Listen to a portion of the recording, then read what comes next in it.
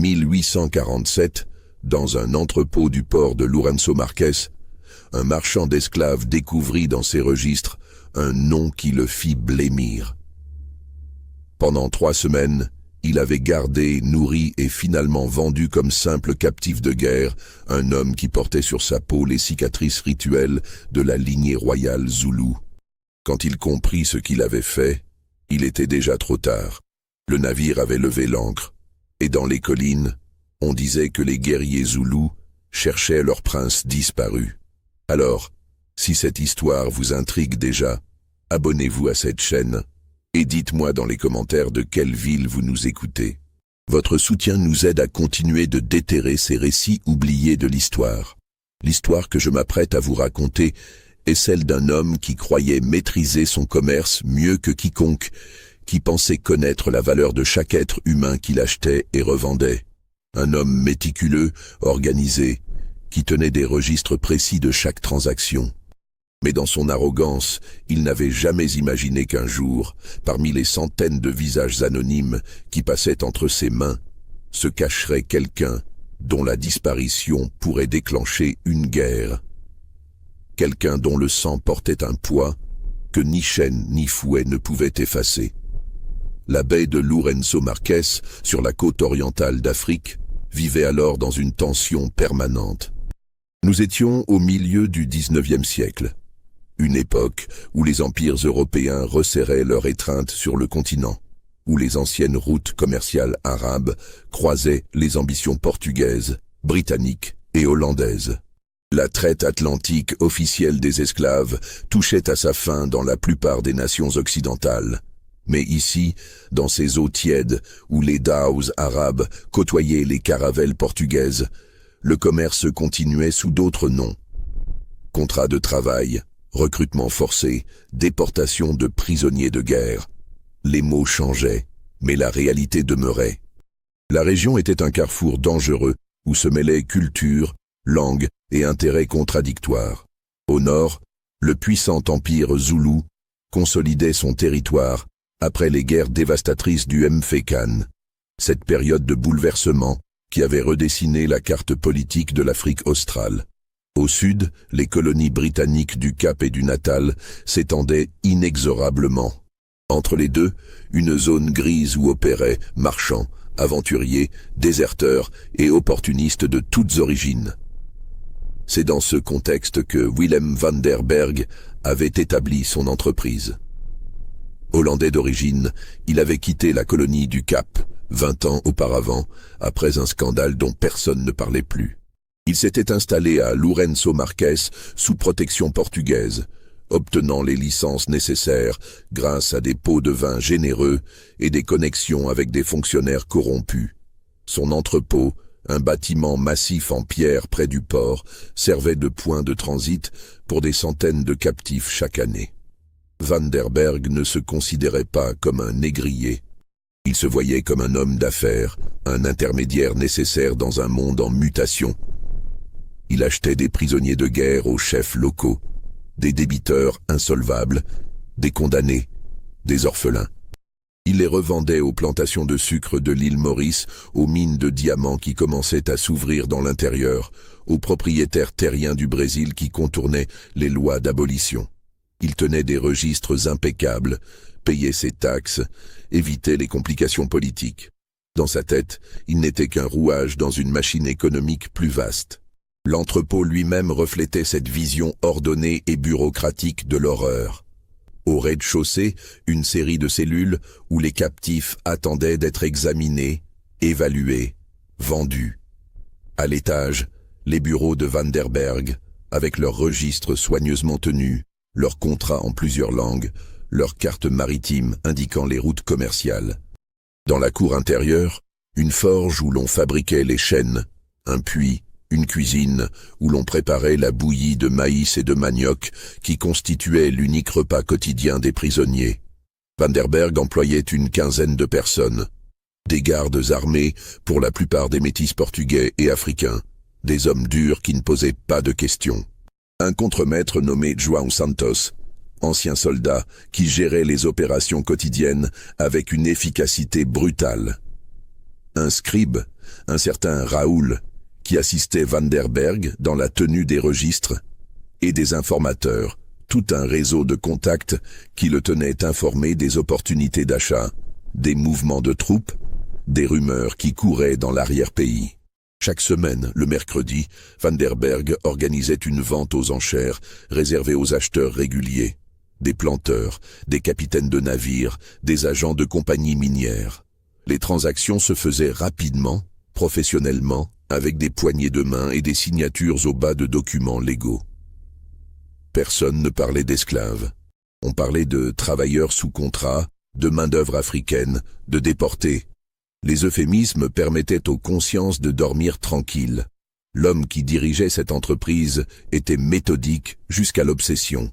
La cinquantaine avancée, le visage buriné par le soleil africain, les cheveux grisonnants tirés en arrière, Van der Berg portait toujours des vêtements impeccables malgré la chaleur. Chemise blanche, gilet sombre, pantalon de toile. Il ne buvait pas, ne jouait pas aux cartes, ne fréquentait pas les tavernes du port. Il vivait seul dans une maison modeste près de l'entrepôt, consacrant chaque heure de veille à son commerce. Mais derrière cette façade d'ordre et de respectabilité, Van der Berg portait une anxiété sourde. Il savait que son activité dépendait d'un équilibre fragile. Trop d'attention des autorités britanniques et il pourrait se retrouver accusé de traite illégale. Trop de violence envers les captifs et des révoltes pouvaient éclater. Trop de négligence dans la sélection de ses produits et sa réputation pourrait souffrir. Il marchait sur une corde raide et il le savait. C'est cette anxiété qui le poussait à être si minutieux dans ses procédures. Chaque nouveau captif était examiné médicalement pour éviter d'introduire des maladies dans l'entrepôt. Chaque transaction était documentée avec nom, origine supposée, prix d'achat, prix de vente. Van der Berg conservait même des dessins approximatifs des marques tribales ou cicatrices distinctives, au cas où des questions se poseraient plus tard. Cette documentation, pensait-il, le protégeait. Elle prouvait qu'il opérait dans les règles, aussi sordides soient-elles. C'est au début du mois de mars 1847 qu'un groupe inhabituel arriva à l'entrepôt. Van der Berg l'attendait. Il avait été contacté 2 semaines auparavant par un intermédiaire, un certain Ferreira, qui lui avait parlé d'une opportunité exceptionnelle. Une bande de chasseurs d'esclaves portugais et africains avait capturé un groupe de guerriers zoulous lors d'un raid près de la frontière du Natal. 23 hommes, tous jeunes, tous en excellentes conditions physiques. Des spécimens de première qualité qui se vendraient au meilleur prix. Van der Berg avait accepté l'affaire après négociation. Le prix était élevé, mais justifié. Les guerriers zoulous avaient une réputation de force et d'endurance. Ils feraient d'excellents travailleurs dans les plantations ou les mines. Il avait payé d'avance comme l'exigeait Ferreira et attendu l'arrivée de la cargaison humaine. Quand les captifs furent amenés dans la cour de l'entrepôt, enchaînés et épuisés par plusieurs jours de marche forcée, Van der Berg les examina avec son œil professionnel habituel. Ils correspondaient à la description. Jeunes, musclés, portant les cicatrices et scarifications typiques des guerriers zoulous. Certains avaient des blessures récentes, mal soignées, qui témoignaient de leur capture violente. Tous affichaient une expression de défi et de rage contenue. Van der Berg nota particulièrement l'un d'entre eux, plus grand que les autres, la trentaine, avec une présence qui attirait naturellement le regard. Son corps portait des cicatrices rituelles plus élaborées que celles de ses compagnons. Des motifs géométriques sur les épaules, des lignes parallèles sur le torse. Son regard était différent aussi. Pas de peur, pas même de colère visible. Quelque chose de plus profond, de plus froid. Une sorte de certitude tranquille. « Celui-là, c'est leur chef ?» demanda Van der Berg à Ferreira en portugais. L'intermédiaire haussa les épaules. Peut-être un capitaine de guerre. Il l'appelait quelque chose comme Nkosi ou Inkosi pendant le transport. Mais ils appellent tous leurs supérieurs comme ça. Ça veut dire chef ou seigneur dans leur langue. Van der Berg hocha la tête. Le titre ne le préoccupait pas. Dans les structures militaires zoulous, il y avait des dizaines de rangs et de titres. Chaque régiment avait ses commandants. Ce guerrier était probablement un de ses officiers subalternes, rien de plus. Il valait peut-être un peu plus cher à la revente. Voilà tout. Les 23 hommes furent enfermés dans une section séparée de l'entrepôt. Vanderberg donna des instructions strictes à João Santos. Ces captifs étaient dangereux, dressés au combat depuis l'enfance. Double garde la nuit, pas de regroupement de plus de 5 individus à la fois dans la cour, surveillance constante. Les chaînes devaient être vérifiées 2 fois par jour. Dans les jours qui suivirent, Vanderberg observa que le groupe se comportait différemment des autres captifs. Il ne se plaignait pas, ne suppliait pas, ne tentait pas de communiquer avec les gardes. Ils restaient silencieux, dignes, comme s'ils attendaient quelque chose. Le grand guerrier aux cicatrices élaborées semblait être le point focal de cette discipline silencieuse. Quand il regardait quelqu'un, les autres suivaient son regard. Quand il acceptait la nourriture, les autres mangeaient. C'était subtil mais clair pour quiconque savait observer. João Santos le remarqua aussi. Ces Zoulous sont différents des autres, patron. Ils font peur aux gardes. Ils ne font rien de mal, mais leur façon de nous regarder, c'est comme s'ils attendaient leur moment. Vanderberg balaya l'inquiétude. Ils sont enchaînés, désarmés, affaiblis. Qu'est-ce qu'ils pourraient me faire? Dans 2 semaines, ils seront dispersés aux 4 coins de l'océan. Garde-les simplement sous surveillance jusqu'à la vente. Mais quelque chose dans cette situation le dérangeait. C'était subtil, presque imperceptible. Une tension dans l'air, une qualité particulière dans le silence de ces hommes. Vanderberg avait vu des centaines de captifs passer par son entrepôt. Des hommes brisés, désespérés, furieux, résignés. Mais jamais cette patience froide, cette discipline absolue. C'était comme s'ils n'étaient pas vraiment prisonniers dans leur esprit, comme s'ils jouaient un rôle en attendant que quelque chose se produise. La vente était prévue pour le mercredi suivant. Vanderberg avait déjà des acheteurs intéressés. Un propriétaire de plantation de l'île Maurice cherchait une 20aine de travailleurs robustes. Un agent d'une compagnie minière voulait une 12aine d'hommes pour les nouvelles excavations près de Kimberley. Les guerriers Zoulous seraient dispersés, séparés, envoyés vers des destinations lointaines où leur cohésion de groupe n'aurait plus aucune importance. Le mardi soir, la veille de la vente, Vanderberg fit sa ronde habituelle dans l'entrepôt. Il aimait vérifier personnellement que tout était en ordre avant une transaction importante. Il passa devant les cellules, nota les noms dans son registre, vérifia que les gardes étaient à leur poste. Quand il arriva devant la section où étaient enfermés les guerriers Zoulous, il s'arrêta. Le grand homme aux cicatrices élaborées se tenait debout près des barreaux, malgré l'heure tardive. Leurs regards se croisèrent. L'homme parla dans un mélange de zoulou et de quelques mots de portugais qu'il avait dû apprendre pendant sa captivité. « Tu vends, homme. Tu ne sais pas qui tu vends. » Sa voix était calme, sans menace apparente, mais quelque chose dans son ton fit frissonner Vanderberg. Il y avait une certitude absolue dans ses mots, comme une prophétie. Vanderberg répondit en portugais, sachant que l'homme ne comprendrait probablement pas tout. « Je sais exactement ce que je fais. Vous êtes des prisonniers de guerre, c'est légal.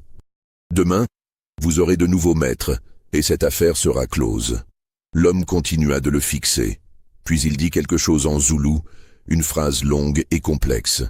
Vanderberg ne comprit rien, mais le ton était celui d'une déclaration formelle.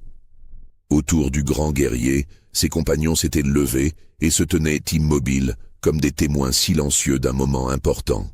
Vanderberg tourna les talons, mal à l'aise.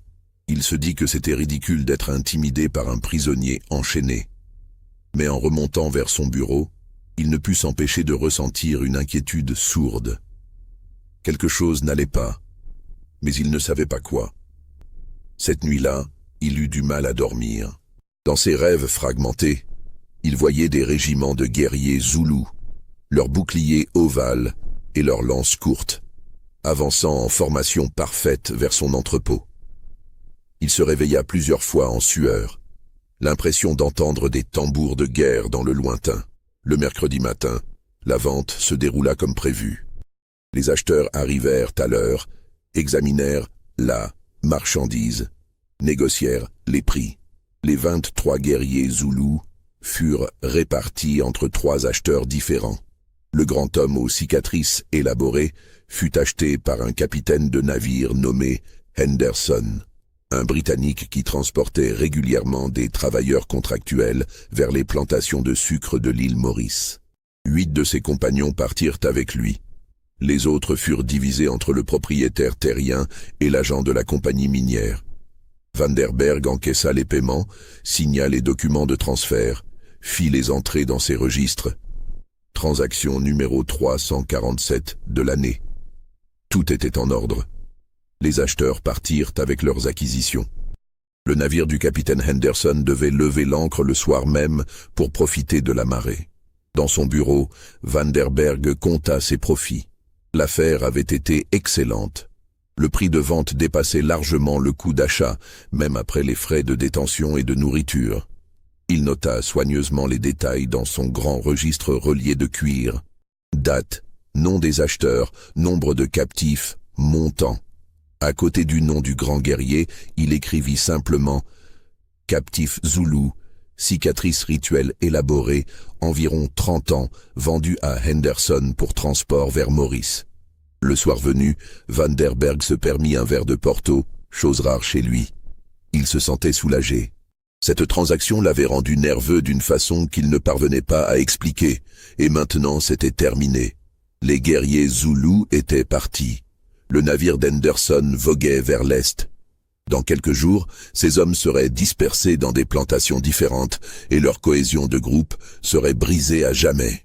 Ils ne savaient pas encore qu'au même moment, à plus de 300 kilomètres au sud, un régiment entier de guerriers zoulous commençait à se rassembler à la frontière du Natal.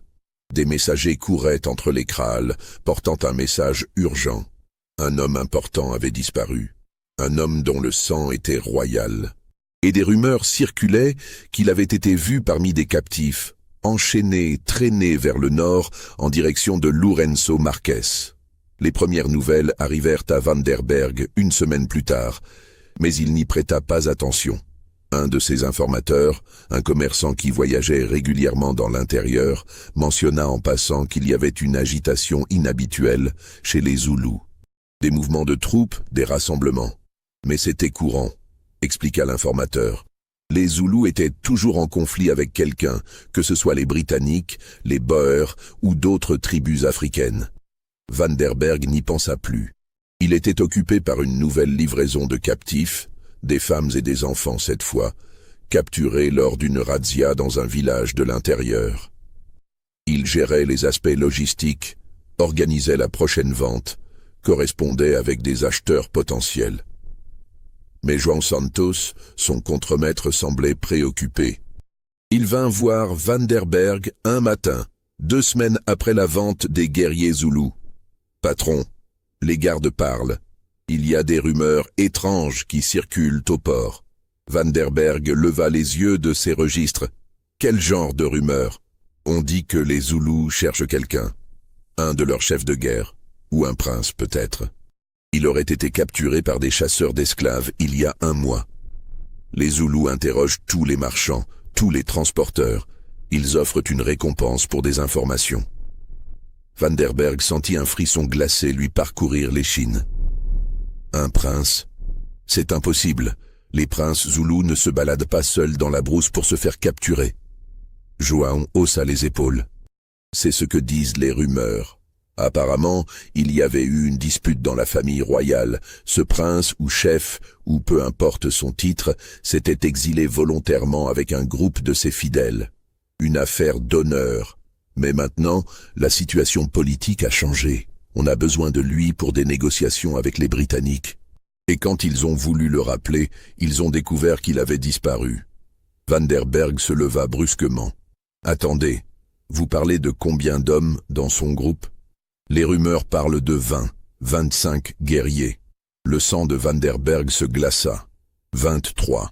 Il avait acheté 23 guerriers zoulous. Il se précipita vers son registre, feuilleta frénétiquement les pages jusqu'à trouver l'entrée correcte. Là, écrit de sa propre main, 23 captifs zoulous achetés à Ferreira, 1er mars 1847. Il relut ses notes. Rien n'indiquait quoi que ce soit d'inhabituel, À part cette observation sur le grand guerrier avec les cicatrices élaborées. Ces cicatrices. Vanderberg n'était pas expert en marquage tribaux zoulous, mais il savait que certains motifs étaient réservés à la noblesse, à certaines lignées spécifiques. « Il me faut plus d'informations », dit-il à João. « Trouvez-moi tout ce que vous pouvez sur cette histoire. Nom, description, tout. Et surtout, découvrez si quelqu'un a donné mon nom aux Zoulous. » Dans les jours suivants, Vanderberg vécut dans l'anxiété. Il continua ses activités normales, mais une part de son esprit ne cessait de tourner autour de cette possibilité terrifiante. Et si c'était vrai? Et s'il avait vraiment vendu un membre de la famille royale Zoulou? Il essaya de se rassurer. Même si c'était le cas, quel risque courait-il? Les Zoulous ne pouvaient pas l'atteindre ici, sous protection portugaise. Et de toute façon, l'homme était déjà loin, en route vers l'île Maurice. Impossible à récupérer maintenant. L'affaire était close. Mais au fond de lui, Vanderberg savait que rien n'était jamais vraiment clos en Afrique. Les rancunes duraient des générations. Les dettes de sang ne s'effaçaient pas. Et les Zoulous étaient connus pour leur mémoire longue et leur sens aigu de la justice. Si cette révélation vous donne des frissons, n'hésitez pas à liker cette vidéo et dites-moi dans les commentaires ce que vous pensez qu'il va arriver à Vanderberg. João revint une semaine plus tard avec des informations plus précises. Il avait parlé à plusieurs sources, recoupé les histoires, et le portrait qui émergeait était glaçant. L'homme que Vanderberg avait vendu s'appelait Makanda. C'était un fils cadet du précédent roi Zoulou, un demi-frère du roi actuel. Il n'était pas en ligne directe pour le trône, mais son sang était indéniablement royal. Quelques années auparavant, lors d'une dispute de succession complexe, Makanda avait choisi l'exil plutôt que de participer à une guerre civile fratricide. Il était parti avec ses fidèles, une vingtaine de guerriers d'élite, et s'était installé dans une région frontalière, vivant de chasse et de raids occasionnels. Mais récemment, la situation avait changé. Les Britanniques intensifiaient leur pression sur le royaume zoulou. Des négociations délicates étaient en cours.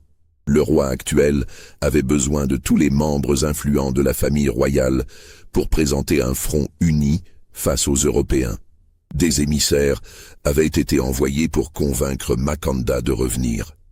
Quand ces émissaires étaient arrivés au campement de Makanda, ils l'avaient trouvé vide. Des traces de lutte, des armes abandonnées, des signes d'une attaque surprise. En suivant les pistes, ils avaient découvert des témoins dans des villages proches. Un groupe de chasseurs d'esclaves, probablement portugais et africains, avait capturé Makanda et ses hommes dans une embuscade nocturne. Les captifs avaient été traînés vers le nord. Depuis lors, les Zoulous cherchaient. Des guerriers avaient été envoyés pour suivre la piste. Des espions interrogeaient les marchands. Une récompense considérable avait été offerte. Mais la piste s'était perdue quelque part près de la côte. « Patron », dit João d'une voix grave, « si c'est vraiment ce prince que vous avez vendu, nous avons un problème. » Un très gros problème.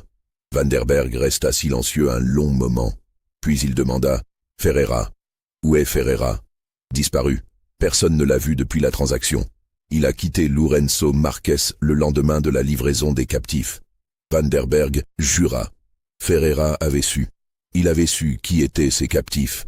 Et c'est pour ça qu'il avait exigé un paiement immédiat et qu'il avait disparu. Il avait refilé le problème à Vanderberg, et maintenant c'était lui qui devrait faire face aux conséquences. « Et Henderson ?» demanda Vanderberg. « Le capitaine qui a acheté Makanda ? Son navire est arrivé à Maurice il y a 10 jours. Les captifs ont été débarqués et vendus aux enchères là-bas. Makanda a été acheté par un propriétaire de plantation nommé De Souza. Une grande exploitation dans le nord de l'île. » Vanderberg se prit la tête entre les mains. La situation était pire qu'il ne l'imaginait.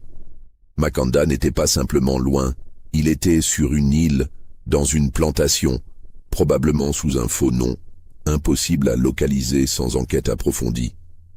Et même si quelqu'un retrouvait sa trace, comment le libérer? Le propriétaire avait des documents légaux prouvant son achat. Il faudrait une action en justice complexe, ou pire, une intervention violente. Dans les jours suivants, Vanderberg essaya de maintenir une apparence de normalité, mais il ne dormait presque plus. Chaque bruit nocturne le faisait sursauter. Chaque visiteur inconnu à l'entrepôt était un danger potentiel. Il doubla les gardes, fit installer de meilleurs verrous, commença à envisager de déménager son commerce vers une autre ville. Puis, un matin, un événement étrange se produisit. Un homme se présenta à l'entrepôt, demandant à parler à Vanderberg. Il était grand, la peau sombre, vêtu d'un mélange de vêtements européens et africains. Il parlait un portugais parfait, avec un accent indéterminé. « Monsieur Vanderberg, je viens au nom de personnes intéressées par certaines transactions que vous avez effectuées récemment. » Vanderberg le reçut dans son bureau, la main posée sur le pistolet chargé qu'il gardait maintenant constamment dans un tiroir. « De quelle transaction parlez-vous » L'homme sourit. « Ne jouons pas à ce jeu. Vous savez très bien de quoi je parle. Le groupe de guerriers zoulous que vous avez acheté en mars. 23 hommes. L'un d'eux avait des cicatrices particulières sur les épaules et le torse. » Vanderberg ne dit rien, attendant la suite. « Mes employeurs voudraient savoir où se trouve cet homme maintenant. Ils sont prêts à payer généreusement pour cette information et pour votre discrétion concernant toute cette affaire. » « Qui sont vos employeurs ?» L'homme haussa les épaules. « Des gens qui préfèrent rester anonymes, disons simplement qu'ils ont un intérêt personnel dans le bien-être de cet individu. » Vanderberg comprit immédiatement. C'était un agent, probablement au service du royaume zoulou, ou peut-être d'intermédiaires britanniques ou portugais qui jouaient leur propre jeu dans cette affaire. L'important était qu'ils offraient de l'argent et la promesse de discrétion. Vanderberg hésita. Il pouvait donner l'information, encaisser l'argent et espérer que tout se règle sans qu'il soit davantage impliqué. Ou il pouvait mentir, nier et espérer que l'affaire disparaisse d'elle-même. Cet homme a été vendu à un capitaine de navire britannique nommé Henderson. Le navire est parti pour l'île Maurice. Je ne sais rien de plus. L'agent hocha la tête. Maurice. C'est un début. Avez-vous d'autres détails? Un nom de plantation? Un acheteur spécifique? Vanderberg secoua la tête. Henderson revendait ses captifs aux enchères à Maurice. Je n'ai aucun moyen de savoir qui les a achetés ensuite. C'était un mensonge. Vanderberg entretenait des contacts réguliers avec plusieurs marchands de Maurice. Il pourrait obtenir l'information s'il le voulait, mais quelque chose le retenait de trop en dire. L'agent déposa une bourse lourde sur le bureau. « Pour votre coopération jusqu'ici. Si vous apprenez quoi que ce soit d'autre, faites-le moi savoir. » Il laissa une adresse, un entrepôt près du port. Après son départ, Vanderberg ouvrit la bourse. De l'or. Beaucoup d'or. Plus qu'il ne gagnait en un mois de transactions normales. Mais cet argent avait un goût amer. C'était le prix de son implication dans une affaire qui le dépassait complètement. Dans les semaines qui suivirent, Vanderberg essaya d'obtenir discrètement plus d'informations sur le destin de Maconda. Il écrivit à des contacts à Maurice sous des prétextes commerciaux, posant des questions apparemment innocentes sur les dernières ventes aux enchères, les nouveaux arrivages de travailleurs. Les réponses qu'il reçut le glacèrent. Oui, un lot de travailleurs zoulous était arrivé sur le navire d'Henderson début avril. Ils avaient été vendus rapidement car les Zoulous avaient une excellente réputation. Un grand homme avec des cicatrices distinctives avait été acheté par Armand de Souza, propriétaire d'une des plus grandes plantations de sucre de l'île. De Souza l'avait payé un prix élevé, car l'homme semblait fort et en bonne santé malgré le voyage. Mais il y avait autre chose. Plusieurs lettres mentionnaient des incidents sur la plantation de Souza. Rien de très clair, mais des rumeurs couraient. Un des nouveaux travailleurs zoulous causait des problèmes. Pas de rébellion ouverte, mais une attitude de défi, une influence sur les autres travailleurs. De Souza avait dû augmenter la surveillance, séparer certains captifs pour briser les alliances. Vanderberg comprit que Maconda ne se soumettait pas. Même enchaîné, même réduit en esclavage, il conservait sa dignité, son autorité naturelle. C'était à la fois admirable et terrifiant. Un homme comme ça ne pouvait pas être brisé par la simple force. Il fallait le briser psychologiquement, spirituellement, ou alors il finirait par créer de vrais problèmes. En juillet 1847, 4 mois après la vente, Van der Berg reçut une nouvelle visite. Cette fois, ce n'était pas l'agent mystérieux, mais un officier britannique en uniforme, accompagné de 2 soldats.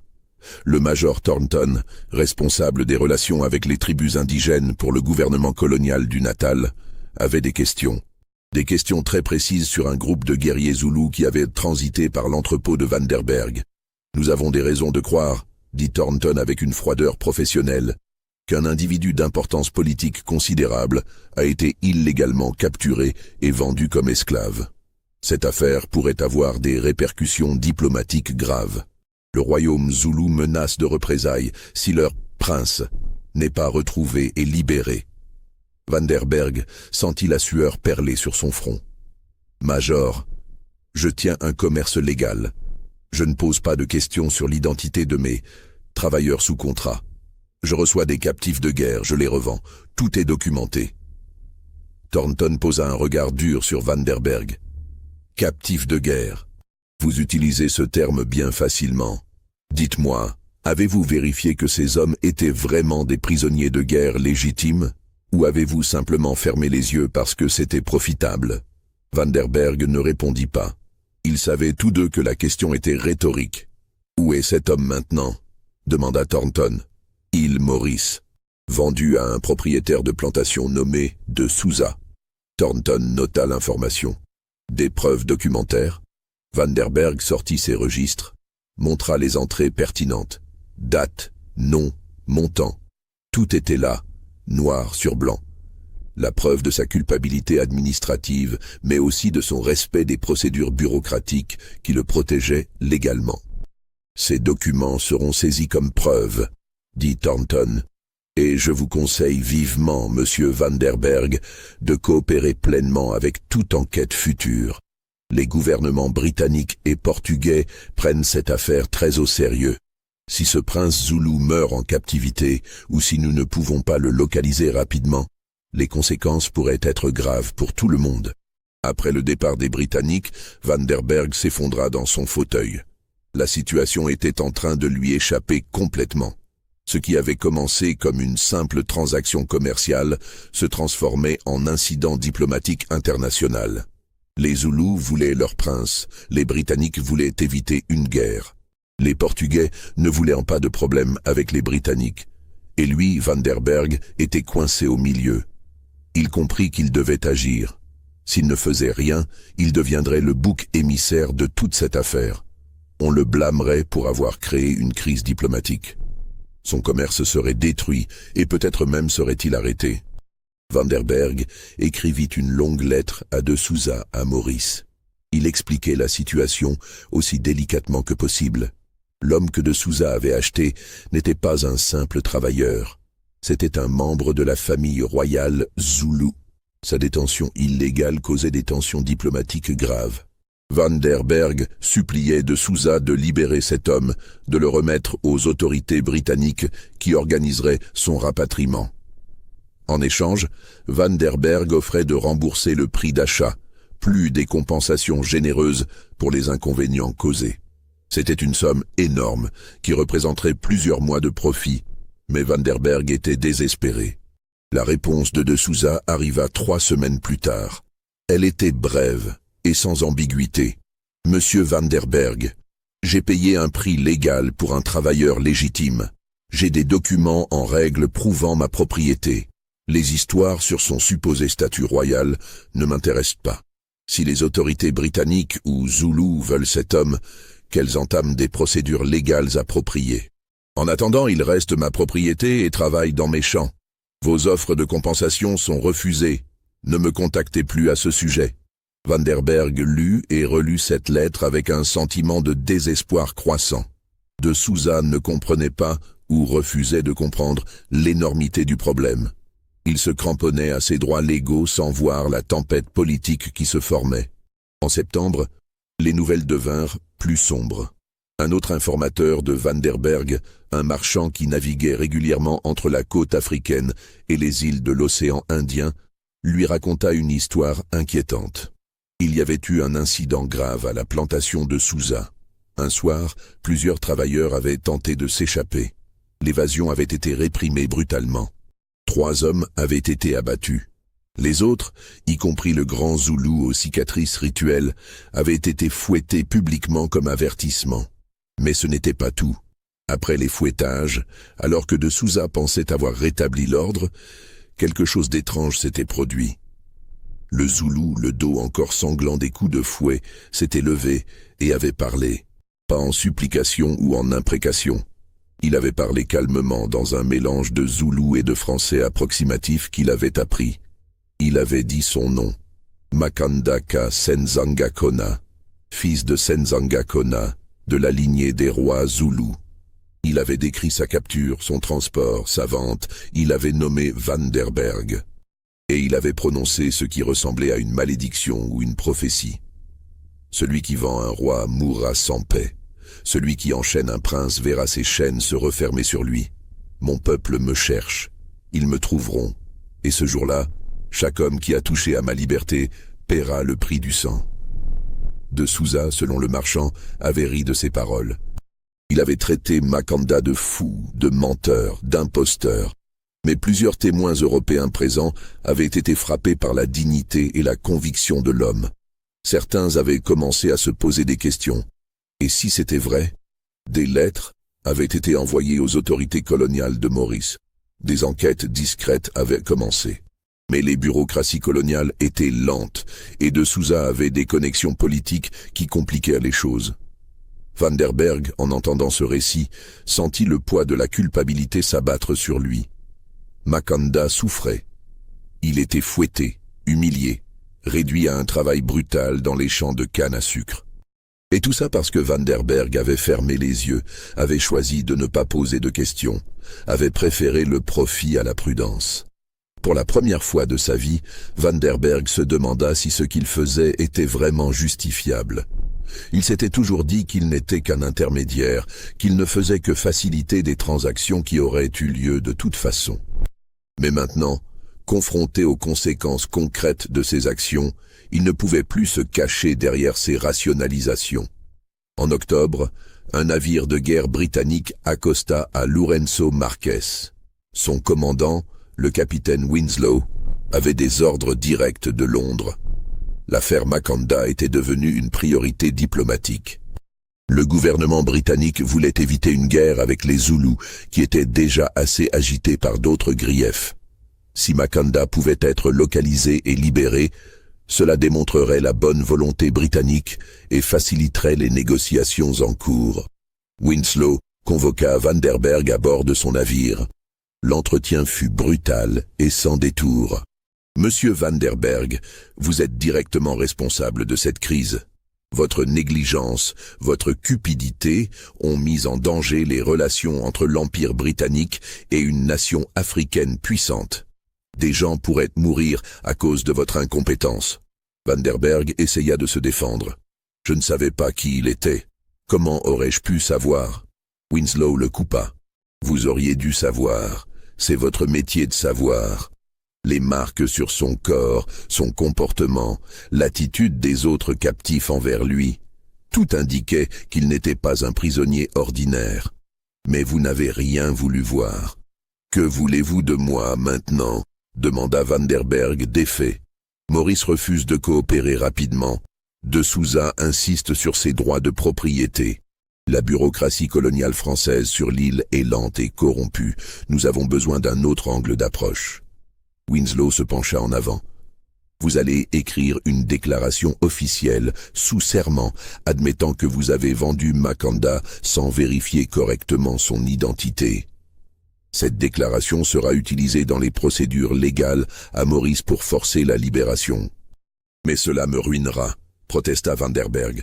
J'admettrai publiquement une négligence grave. Plus personne ne voudra faire affaire avec moi. C'est le moindre de vos soucis, répondit Winslow froidement. Si Makanda meurt en captivité, ou si une guerre éclate à cause de cette affaire, je vous promets que vous serez jugé et condamné. Vous passerez le reste de votre vie en prison si vous avez de la chance. Si vous n'en avez pas, les Zoulous trouveront un moyen de vous atteindre et leur justice sera moins clémente que celle des tribunaux européens. Van der Berg n'avait pas le choix. Il écrivit la déclaration, la signa devant témoins. Chaque mot était une admission de sa culpabilité, de sa négligence, de son échec moral. Winslow partit avec le document, promettant que les procédures à Maurice seraient accélérées. Mais il avertit Vanderberg, « Ne quittez pas Lourenço Marques. Vous pourriez être convoqué pour témoigner. Et si vous disparaissez, je vous retrouverai. » Après le départ du navire britannique, Vanderberg resta seul dans son entrepôt. Pour la première fois depuis des années, il regarda vraiment autour de lui. Les cellules où tant d'êtres humains avaient été enfermés, les chaînes accrochées au mur, les marques de sang sur le sol qu'aucun nettoyage ne pouvait complètement effacer. Tout cela, il l'avait créé. Tout cela était le fruit de ses choix. João Santos le trouva assis dans son bureau, fixant le vide. « Patron, nous avons reçu un message. Les guerriers Zoulous sont à moins de 100 kilomètres de la frontière nord. Ils se déplacent vers la côte. » Vanderberg leva les yeux. « Combien sont-ils ? » Les rumeurs parlent de 50, peut-être 100 guerriers. Ce ne sont pas des soldats réguliers, ce sont des éclaireurs, des traqueurs. Ils cherchent quelque chose. Ou quelqu'un. Vanderberg comprit. Même si Makanda était à Maurice, les guerriers continuaient de chercher ceux qui étaient responsables de sa capture et de sa vente. Ils voulaient des noms. Ils voulaient des coupables. Et son nom à lui, Willem Vanderberg, était écrit dans les registres, murmuré dans les ports, connu de tous ceux qui avaient été impliqués dans cette transaction maudite. En novembre 1847, 8 mois après la vente fatale, plusieurs événements convergèrent simultanément. À Maurice, les pressions diplomatiques britanniques finirent par porter leurs fruits. Un juge colonial, sous pression directe du gouverneur, ordonna une enquête officielle sur le statut de l'homme connu sous le nom de travailleur numéro 87 sur la plantation de Sousa. Des témoins furent convoqués. Des experts en cultures africaines furent consultés. Les cicatrices rituelles de Makanda furent examinées et comparées avec des descriptions de marquages royaux zoulous. L'audience elle-même devint un événement marquant dans l'histoire coloniale de Maurice. Makanda fut amené au tribunal enchaîné, mais même dans cet état, sa présence imposait le respect. Plusieurs observateurs européens notèrent dans leurs journaux personnels qu'ils n'avaient jamais vu un homme captif porter ses chaînes avec une telle dignité. Quand on lui demanda de s'identifier, il le fit dans un français laborieux mais clair, récitant sa généalogie complète, remontant à 4 générations de rois zoulous. Un anthropologue britannique, convoqué comme témoin expert, examina les cicatrices et confirma qu'elles correspondaient exactement aux motifs rituels réservés aux fils de roi dans la tradition zoulou. Ces marques, expliqua-t-il au tribunal, étaient gravées lors de cérémonies sacrées et ne pouvaient être portées que par ceux de sang royal. Toute tentative d'imitation était punie de mort dans la société zoulou. Un imposteur n'aurait jamais osé porter de telles marques. De Sousa tenta désespérément de défendre sa position. Il produisit ses documents d'achat, argua qu'il avait agi de bonne foi, qu'il n'avait aucun moyen de savoir l'identité réelle de cet homme. Mais le juge fut inflexible. Le verdict fut sans appel. L'homme était bien qui il prétendait être. Makanda Ka Senzangakona, fils cadet de l'ancien roi zoulou, demi-frère du roi actuel. Sa capture et sa vente constituaient un acte illégal, même selon les lois coloniales qui autorisaient l'esclavage sous certaines conditions. Un membre d'une famille royale reconnue ne pouvait pas être légalement réduit en esclavage, car cela constituait essentiellement une agression contre une nation souveraine. De Sousa fut contraint de libérer Makanda immédiatement et de payer une amende considérable au gouvernement colonial. Mais ce qui frappa le plus les observateurs, ce fut le moment où les chaînes de Makanda furent retirées. Il se leva lentement, massa ses poignets marqués par des mois de fer, et regarda de Sousa directement dans les yeux. Il ne dit rien, mais son silence parlait plus fort que n'importe quelle parole. De Sousa, selon plusieurs témoignages, devint livide et quitta la salle d'audience en tremblant. Makanda fut remis aux autorités britanniques qui organisèrent son rapatriement vers le territoire zoulou avec tous les honneurs dus à son rang. On lui fournit des vêtements dignes, de la nourriture décente, des quartiers confortables pendant qu'on préparait son voyage de retour.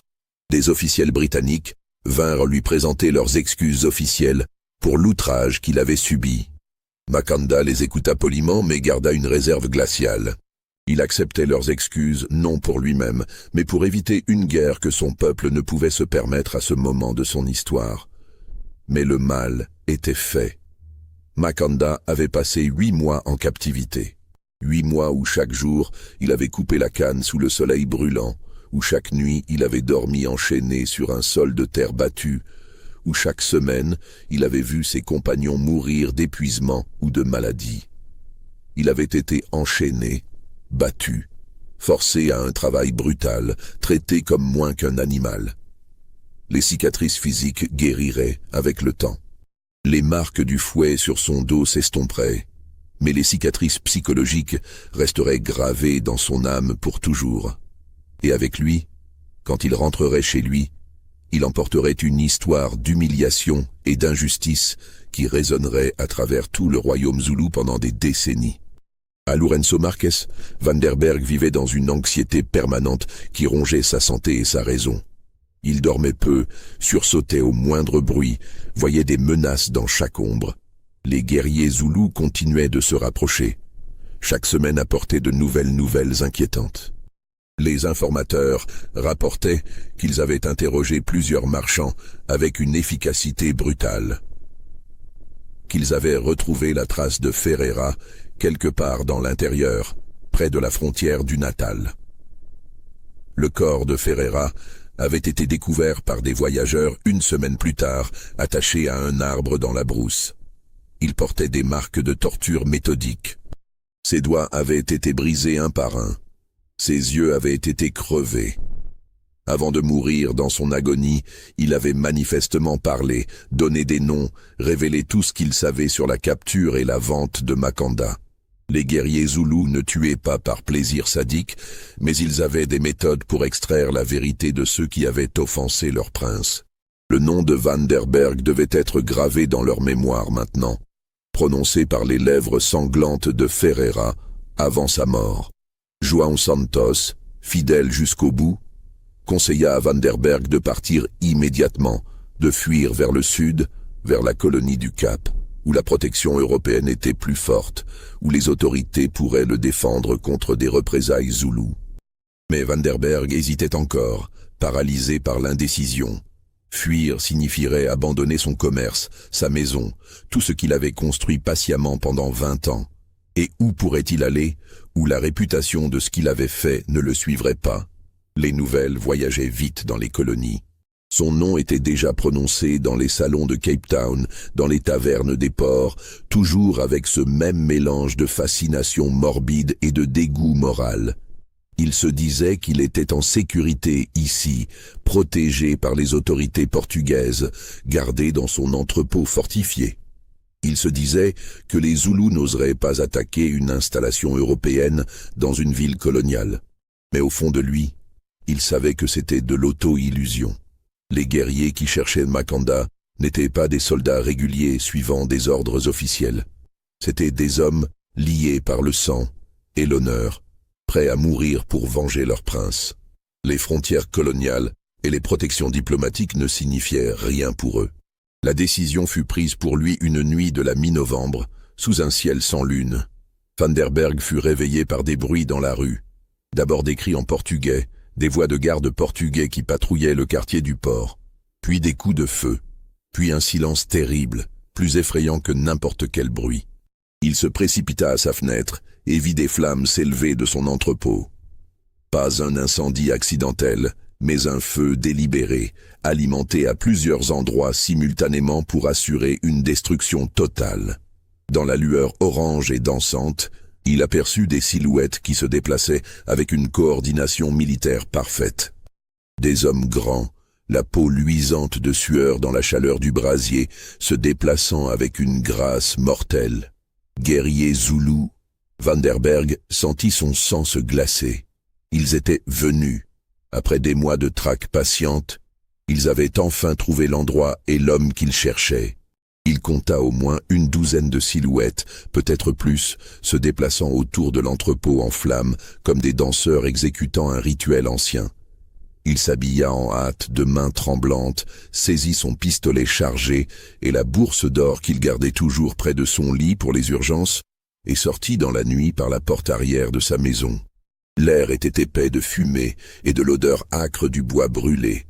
L'entrepôt brûlait de manière spectaculaire, les flammes montant à plus de 10 mètres de hauteur, projetant des ombres dansantes sur les bâtiments voisins. Les gardes qu'il employait étaient tous morts, tués efficacement et silencieusement avant que l'alarme puisse être donnée.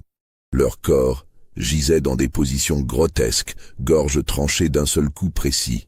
Vanderberg reconnut João Santos parmi les morts, son contremaître fidèle qui avait essayé de le protéger jusqu'au bout.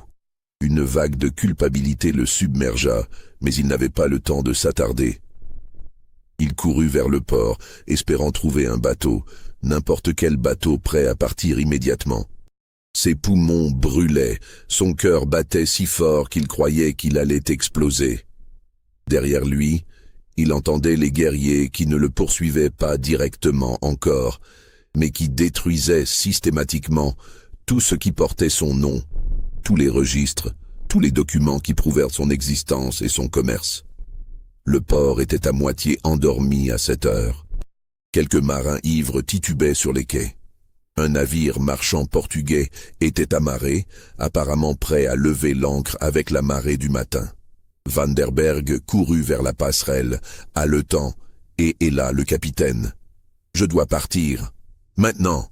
Cette nuit. » Le capitaine, un homme rude nommé Mendes, le regarda avec suspicion. « Nous partons à l'aube, pas avant. Nous attendons la marée. »« Je paierai le double, le triple. » Vanderberg sortit sa bourse d'or, la vida sur le pont. Les pièces roulèrent et tintèrent dans la nuit.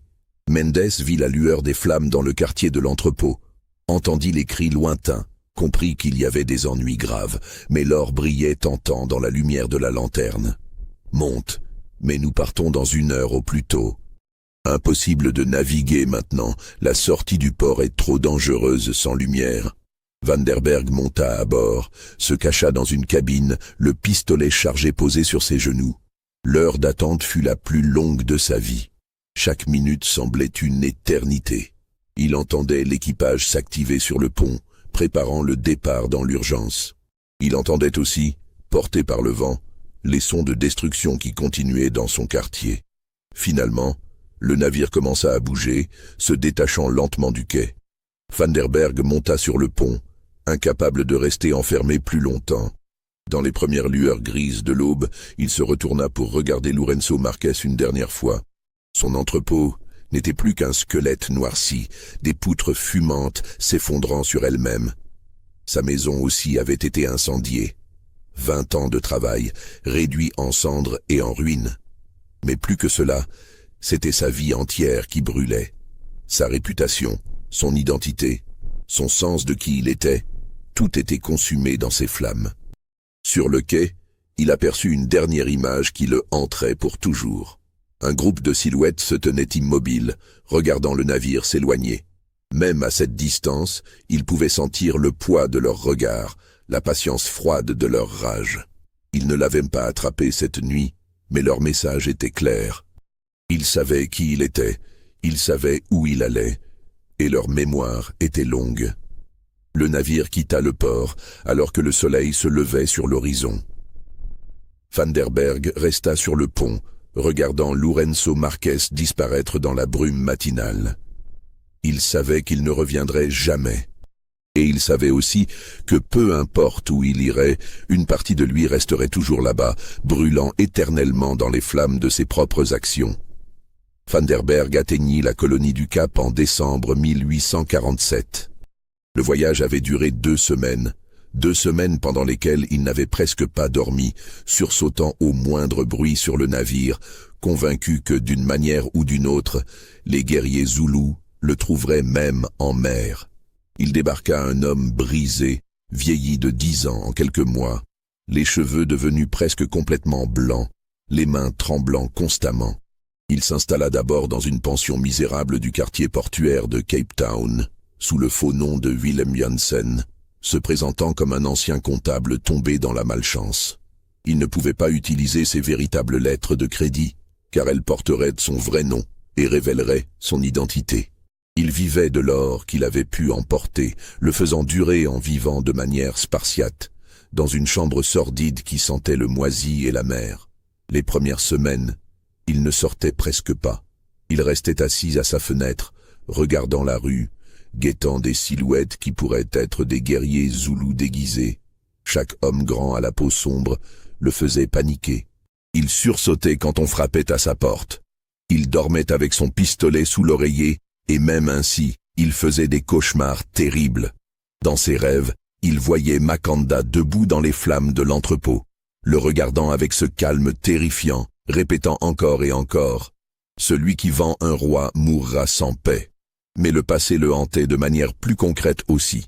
Il apprit par des journaux qui circulaient dans les colonies que Makanda avait été libéré et rapatrié avec honneur. Les Britanniques avaient organisé une cérémonie diplomatique élaborée à Durban, où Makanda avait été officiellement rendu à son peuple. Le gouverneur britannique lui-même avait présenté des excuses publiques. Les journaux décrivaient Makanda comme digne et réservé, acceptant les excuses avec la grâce d'un véritable prince.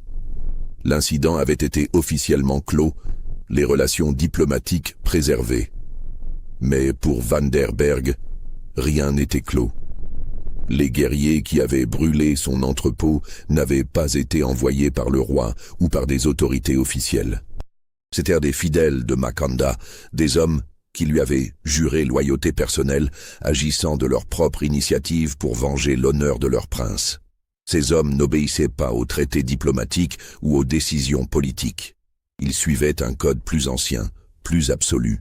Et ces hommes avaient une mémoire qui durait des générations. Après quelques mois, quand son or commença à manquer dangereusement, Van der Berg fut contraint de chercher du travail. Il trouva un emploi comme comptable dans un petit commerce de textile, loin du monde des négociants et des affaires maritimes, où son vrai nom aurait pu être reconnu.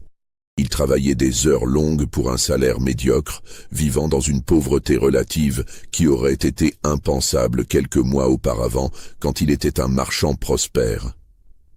Il déménagea plusieurs fois au cours des années suivantes, changeant de nom à chaque fois, passant de Willem Jansen à Peter Decker à Hendrik Bosman. Chaque fois qu'il commençait à se sentir un peu plus en sécurité, qu'il commençait à croire que peut-être il avait échappé à son passé, quelque chose se produisait qui ravivait sa peur. Une fois, il croisa dans la rue un homme qui ressemblait à un des gardes qui avait travaillé pour lui à Lourenço Marques. L'homme ne le reconnut pas, ou fit semblant de ne pas le reconnaître, mais Van der Berg paniqua et quitta immédiatement la ville, abandonnant son emploi et ses maigres possessions. Une autre fois, il entendit dans une taverne des marins discuter de rumeurs selon lesquelles des vengeurs zoulous traqueraient toujours certains marchands impliqués dans l'affaire du prince captif. Les histoires étaient probablement exagérées, embellies par l'alcool et l'amour du sensationnel, mais elles suffirent à terrifier Van der Berg. Il ne dormit pas pendant 3 nuits, convaincu que chaque bruit nocturne annonçait l'arrivée de ses poursuivants. Il ne reprit jamais le commerce des esclaves, bien sûr. L'idée même lui était devenue physiquement répugnante. Parfois, dans ces nuits d'insomnie, il revoyait tous les visages des centaines, peut-être des milliers de personnes qui avaient transité par son entrepôt au fil des années. Tous ces êtres humains, réduits à des entrées dans un registre, à des prix sur un contrat.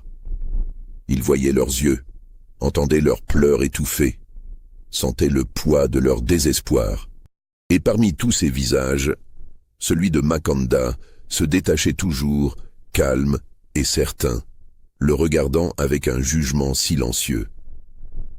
Il essaya une fois d'écrire une lettre à Makanda. Une tentative pathétique de s'excuser, d'expliquer, de demander peut-être un pardon qu'il savait ne pas mériter. Il passa des heures à rédiger cette lettre, la réécrivant encore et encore, cherchant les mots justes. Mais finalement, Il la déchira et la jeta dans le feu. Que pourrait-il dire? Comment pourrait-on s'excuser d'avoir réduit un prince en esclavage? Certaines actions étaient au-delà de toute rédemption possible. En 1853, 6 ans après les événements qui avaient détruit sa vie, Van der Berg vivait dans une petite pension à l'extérieur de Cape Town, dans un village côtier dont il a déjà oublié le nom. Il travaillait comme clerc pour un avocat local, un travail monotone qui consistait à recopier des documents légaux pendant des heures. Il avait 60 ans, mais en paraissait 20 de plus. Ses cheveux étaient complètement blancs, son visage creusé de rides profondes, ses mains tremblant constamment d'un tremblement nerveux qu'aucun médecin ne pouvait soigner. Les années de stress et d'anxiété constantes avaient rongé sa santé. Il souffrait de palpitations cardiaques fréquentes, d'insomnie chronique, de douleurs thoraciques qui le laissaient parfois haletant et incapable de bouger. Les médecins qu'il consultait lui prescrivaient du repos, de l'air frais, moins de soucis. Mais comment pouvait-il se reposer quand chaque nuit apportait les mêmes cauchemars? Comment pouvait-il arrêter de s'inquiéter quand il savait que quelque part des hommes se souvenaient de ce qu'il avait fait? Le 23 novembre 1853, exactement 6 ans après la nuit où son entrepôt avait brûlé, Van der Berg rentra dans sa chambre après une journée de travail épuisante. Il se sentait particulièrement fatigué ce soir-là, une fatigue qui semblait venir de ses os mêmes. Il prépara un maigre dîner, essaya de lire un journal à la lumière d'une chandelle, mais les mots dansaient devant ses yeux. Il se coucha tôt, espérant pour une fois trouver un sommeil paisible. Mais vers minuit, il fut réveillé par un bruit dans sa chambre. Quelqu'un avait ouvert sa porte, malgré le verrou qu'il vérifiait toujours 3 fois avant de se coucher. Dans l'obscurité, il distingua une silhouette. Un homme grand, se déplaçant avec une grâce silencieuse qui lui était terriblement familière. Van der Berg voulut crier, saisir son pistolet, mais une paralysie étrange s'était emparée de lui. Son cœur battait si fort qu'il croyait qu'il allait exploser dans sa poitrine. L'homme s'approcha et alluma la chandelle près du lit. Dans la lumière tremblante, Van der Berg vit son visage. C'était Makanda. 6 ans plus tard, le prince Zoulou se tenait dans sa chambre. Il portait des vêtements de voyage européens, mais autour de son cou pendaient des colliers de perles traditionnels zoulous. Son visage était plus marqué qu'avant, des rides profondes encadrant sa bouche et ses yeux, mais ses yeux eux-mêmes n'avaient pas changé. Ce même regard calme, patient, certain. « Tu m'as reconnu ?» dit Makanda en français, avec un accent mais clairement. « Bien, je voulais que tu saches qui j'étais. » Van der Berg essaya de parler mais aucun son ne sortit de sa gorge. Makanda s'assit calmement sur l'unique chaise de la chambre, comme s'il rendait une visite sociale ordinaire. « J'ai été libéré il y a presque 6 ans. J'ai repris ma place parmi mon peuple. J'ai aidé à négocier avec les Britanniques, à protéger mon royaume contre leurs ambitions. Ma vie a continué. » Il fit une pause, son regard ne quittant jamais celui de Van der Berg. « Mais je n'ai jamais oublié. Les 8 mois que j'ai passés dans les champs de canne à sucre, les coups de fouet, les chaînes, l'humiliation de voir mon peuple réduit à de la marchandise. Et je n'ai jamais oublié ton nom, Willem Van der Berg. » Van der Berg trouva finalement sa voix, à peine un murmure. « Je ne savais pas qui vous étiez. » Makanda hocha la tête lentement. « Non, tu ne savais pas. Mais aurais-tu agi différemment si tu l'avais su? Ou aurais-tu simplement demandé un meilleur prix? » Le silence qui suivit cette question fut comme un verdict. « Mes guerriers voulaient te tuer cette nuit-là, à Lourenço Marques, » continua Makanda. « Ils avaient le droit. Tu avais vendu leur prince. Dans notre loi, c'est un crime puni de mort. Mais je leur ai dit de t'épargner. Sais-tu pourquoi? » Van der Berg secoua la tête, incapable de parler. « Parce que je voulais que tu vives avec ce que tu avais fait. La mort aurait été trop rapide, trop miséricordieuse. Je voulais que tu passes le reste de tes jours à regarder par-dessus ton épaule, à sursauter à chaque ombre, à te demander quand ta dette serait réclamée. Et c'est ce que tu as fait, n'est-ce pas? » Makanda se leva, s'approcha du lit. Van der Berg sentit son cœur s'emballer encore plus, la douleur dans sa poitrine devenant insupportable. « Je ne vais pas te tuer, Willem Vanderberg, je ne vais même pas te toucher. Mais je voulais que tu saches que je suis venu, que je t'ai trouvé, que malgré tous tes changements de nom, tous tes déménagements, toutes tes précautions, tu ne pouvais pas échapper. Un homme ne peut pas échapper à ce qu'il a fait. » Il se dirigea vers la porte, puis se retourna une dernière fois. « Dors maintenant si tu peux. Ton cœur ne tiendra plus très longtemps de toute façon. Je le vois. Tu meurs déjà de ta propre peur et de ta propre culpabilité. C'est une justice plus parfaite que tout ce que je pourrais t'infliger. » Il sortit aussi silencieusement qu'il était entré, fermant la porte derrière lui. Vanderberg resta allongé dans son lit, fixant le plafond, la douleur dans sa poitrine se propageant dans son bras gauche. Il savait ce que cela signifiait. Son cœur était en train de céder, mais étrangement il ne ressentait plus de peur. Seulement une fatigue immense, un soulagement presque. C'était fini. La fuite perpétuelle, l'angoisse constante, tout cela touchait à sa fin. Il ferma les yeux. Sa dernière pensée fut pour tous ces visages dans son entrepôt, toutes ces vies qu'il avait brisées. Il se demanda si quelque part, dans quelque concept de justice universelle, il y aurait un endroit où il devrait répondre de ses actes. Il espérait presque qu'il y en ait un. Le matin suivant, la propriétaire de la pension le trouva mort dans son lit. Le médecin qui examina le corps nota dans son rapport: défaillance cardiaque, probablement causée par épuisement nerveux chronique et stress prolongé. Le sujet présentait tous les signes d'une anxiété pathologique de longue durée. Mais la propriétaire, quand on l'interrogea, mentionna quelque chose d'étrange. La veille au soir, elle avait vu un homme grand, à la peau sombre, élégamment vêtu, entrer dans la pension. Il avait demandé quelle chambre occupait Monsieur Bosman. Elle lui avait indiqué, supposant qu'il s'agissait d'un ami ou d'un associé. L'homme était resté environ 1 heure, puis était reparti sans un mot. Le lendemain matin, Monsieur Bosman était mort. Y avait-il un lien? Les autorités coloniales ne virent aucune raison de mener une enquête approfondie. Un homme sans importance, vivant sous un faux nom, mort de cause apparemment naturelle. Rien qui mérite une attention particulière dans une colonie où les gens mouraient tous les jours pour 1000 raisons différentes. Son corps fut enterré dans un cimetière anonyme, à la périphérie de la ville, sous le nom de Hendrik Bosman. Aucune pierre tombale ne fut placée. Aucune cérémonie ne fut organisée. Quelques collègues de travail assistèrent à l'enterrement par obligation sociale, mais aucun ne pleura. Comment aurait-on pu pleurer un homme que personne ne connaissait vraiment? Le vrai Willem Vanderberg disparut ainsi de l'histoire, emportant avec lui ses secrets et sa culpabilité. Les autorités ne firent jamais le lien entre le respectable marchand de Lourenço Marques et le clerc solitaire mort dans l'obscurité à Cape Town. Quant à Makanda, il retourna dans son royaume et vécut encore 23 ans après sa libération. Il devint un conseiller important et respecté pour son demi-frère le roi, jouant un rôle crucial dans les négociations complexes avec les puissances coloniales britanniques pendant les années turbulentes qui précédèrent les guerres anglo-zoulous. Ces mois en captivité lui avaient donné une compréhension unique de la mentalité européenne, de leurs forces, mais surtout de leurs faiblesses, de leur hypocrisie morale et de leurs divisions internes. Cette connaissance, payée au prix de tant de souffrances, servit bien son peuple dans les décennies qui suivirent. Mais il ne parla jamais publiquement de son expérience comme esclave.